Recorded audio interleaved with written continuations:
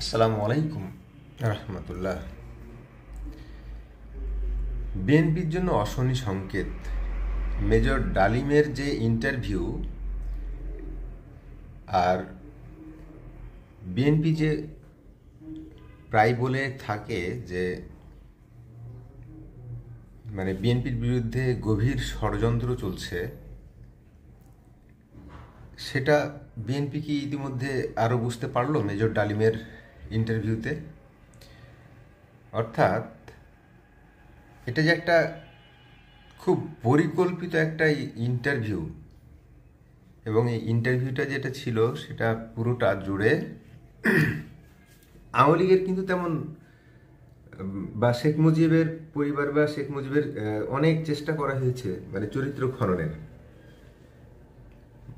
উপস্থাপক সাহেব বারবার করে খচিয়ে খচিয়ে বের করার চেষ্টা করছিলেন, কিন্তু দিন শেষে দেখা গেল যে শেখ কামাল শেখ জামালদের নামে যে সব কুৎসা রটানো হয়েছিল সেগুলো সবই প্রোপাগান্ডা, সবই ভুল, মানুষের মুখে মুখে যেগুলো ছড়িয়ে বেড়াচ্ছিল।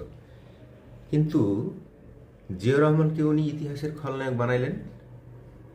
ধরে নিলাম একটা মানুষ তাকে অনেক অন্যায় করেছে।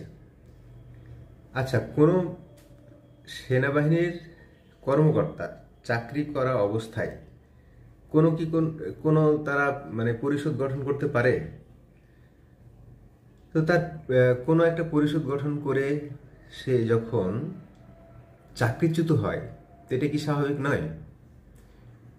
তো এই ক্ষোভ থেকেই তো সে এই কাজগুলো করেছে। এখন ঘটনা হলো যে বিএনপির নামে যে এতগুলো কথা বলা হয়েছে, আগামী দিনে বিএনপিকে যে একেবারে ধসিয়ে দেওয়ার মতো একটা রাষ্ট্রপতি, শহীদ রাষ্ট্রপতি জিয়াউর রহমানের নামে যে 4,000 সৈন্য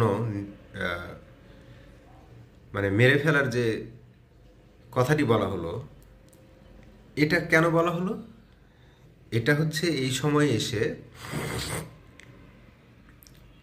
পুরো বিএনপির বিরুদ্ধে যায়।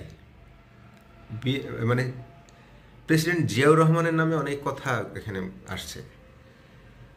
সুতরাং সুপরিকল্পিত, স্পষ্ট যে